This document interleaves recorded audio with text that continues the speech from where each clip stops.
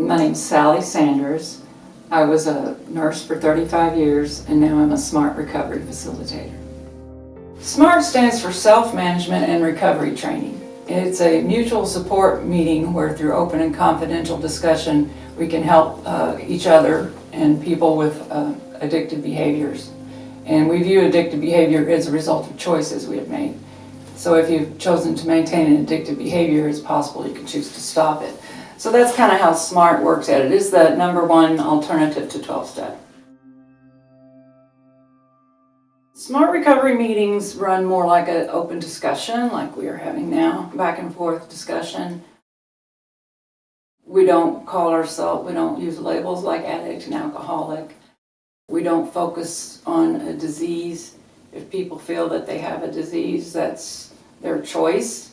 But our motto is discover the power of choice. So we believe that your life is your choice and that your behaviors can be changed. So the meetings are very self-empowering. SMART uses a self-empowering approach, and AA meetings use a more fear-based, shame-based approach. People have to walk up after a slip, after they've had maybe one drink, and that's called a relapse, and they are to be shamed for it. People in rehabs they're in abstinence-based rehabs, and they're told to focus on this each day. So they'll come into my meetings and introduce, hi, my name is Jane and I have 5 days. And the next person might say, I'm John and I have 12 days. And they just hyper-focus on this sobriety time. And we don't do that in SMART recovery. It's not helpful, and especially if you go ahead and have a drink. It assumes that abstinence is the only solution, and that anything less than 100% abstinence is called a relapse. It's shame-inducing. It's very unhealthy. SMART recovery is different than all the other. There are other options besides AA. There's Life Ring, I believe, and there's several others, but I don't think any of them have trained facilitators. And I happen to actually bring my facilitator manual. So yeah, we have to have a pretty rigorous training. I've taken a lot of nursing classes online, and this training with SMART Recovery to be a facilitator was up to par with any of those online classes. So it's pretty extensive. So you have a lot of tools to learn. I believe there's 14 tools in there. They're based on CBT, and they help with motivation and problem solving. So any goal that you have would be appropriate. It doesn't necessarily have to do with drugs or alcohol. Most of the SMART recovery meetings that I'm aware of are in medical office buildings and libraries, as compared to AA, which is in churches. So that's kind of your difference there. But yeah, Kaiser is very SMART friendly, and especially in Orange County, they let us use their office space for our meetings. So they're very supportive of us. That's part of the facilitator training in the manual here, is that we are to report any inappropriate behavior like that, and any type of sexual or any predatory behavior at all. Yeah, that is just totally not acceptable, and we also have no sponsorship, so there's no hierarchy of a weird power trip from one person to another, which there is definitely in 12-step. Just because something calls themselves a detox, it doesn't mean they have any medical professionals working there at all. The detox I was working at was pretty highly respected, and they had a doctor who came in once a week and saw people, but I was as the only RN there, I was the only one that had any medical knowledge, even though it was a detox.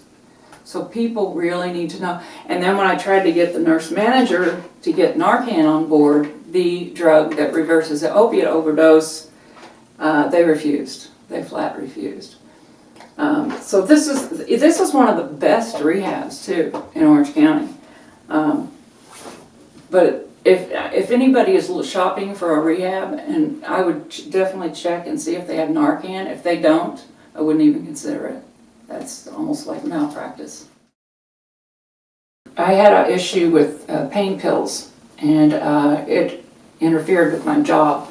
So I was in trouble with the California Nursing Board. So they required me to go to nursing support groups and 12-step groups. I was at a nursing support group, which I was required to attend, and the man who was teaching it was a nurse. Everyone in there was nurses. But at the end of this nursing support group, he said, okay, let's all pray. And everybody stood up, held hands, and started to say the Serenity Prayer. And I refused politely. And he kept forcing me. 3 times I had to refuse to do the prayer thing. And one of the nurses standing next to me, I had tears going down my face because he said, you either do it or I'm not going to sign you off on this paper, which means I would lose my nursing license if I don't do this nursing support group. So this nurse is standing next to me, and we're all looking down at the floor at this point, and she said, just go along with it, just fake it, go along with it. And I did, but I walked out and I never went back. I filed a report against this nurse because I don't want him doing this to other nurses. I ended up finding another nursing support group to go to. But this is very, very common that 12-steppers are involved in all these other things, like these nursing boards. 12-steppers shouldn't be running a nursing board. Support group, it made no sense. What would I love to see change about addiction treatment in this country? I would love to see 12-step out of it. I would absolutely love to have science-based recovery. I mean, it's time. People are not doing it right. We are not doing it right. We need science-based, evidence-based practices. So important. We need to get this religious nonsense out of it.